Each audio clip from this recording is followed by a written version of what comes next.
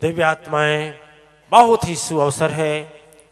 माँ गंगा का किनारा है, तपोस्थली स्थल है, हैं? अब तक तो कहा जाता था, जनेंद्र की वाणी है, पत्रकार जनेंद्र जी की वाणी है कि अब तक ये कहा जाता था कि 3 नामों से इस धरा की भूमि का 3 नामों से प्रसिद्धि थी। प्रथम नाम भगवान राम और परशुराम का मिलन, 2 हरि मिलन पहला।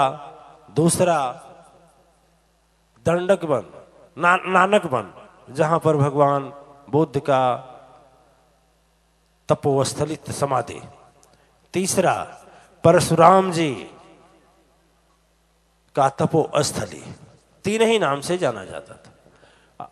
अब ये जाना जाएगा कि मातेश्वरी परिवार की मातेश्वरी परिवार के तपस्या की गई वो भूमि है जहां एक नहीं हजारों हजार नहीं 10,000 50,000 लोग एक साथ बैठकर तपस्या किए हैं। 1 घंटा 2 घंटा नहीं, 10-10 दिन, एक बार नहीं कई बार किए हैं। बोलो प्रेम से बोलिए सदगुरु चरण की। है कि नहीं है?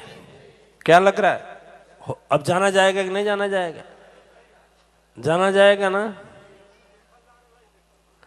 और ये भी बात है, यदि श्रृंगी के शब्दों में चले तो उस समय शंका जाहिर हो सकता है कि 2 हरि मिले थे कि नहीं। ये शंका है कि परशुराम जी तपस्या किए थे कि नहीं, हो सकता है। ये भी तपस्या हो सकता है, पता नहीं नानक वन दंडक वन था कि नहीं, नंदन वन था कि नहीं, पता नहीं भगवान बुद्ध यहाँ तपस्या किए हैं या भिक्षुओं को उपदेश दिए हैं कि नहीं।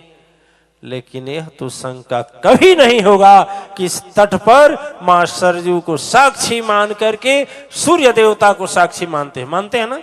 जब सूरज पूरब की ओर रहते हैं तो यज्ञकर्ता का ध्यान ठीक पूरब की ओर होता है, हाँ या ना।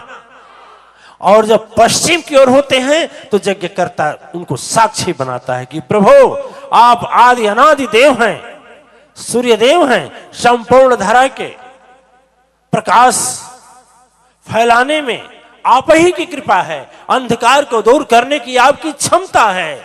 1 घंटा उजेला करने के लिए इस समय मातेश्वरी परिवार का 4 या 5 हजार रुपया खर्च पड़ता है। सोचिए, इतनी दूर के प्रकाश के लिए और इतनी धारा पर प्रकाश फैलाना है, कितनी बड़ी कृपा सूर्य देवता की है कि नहीं?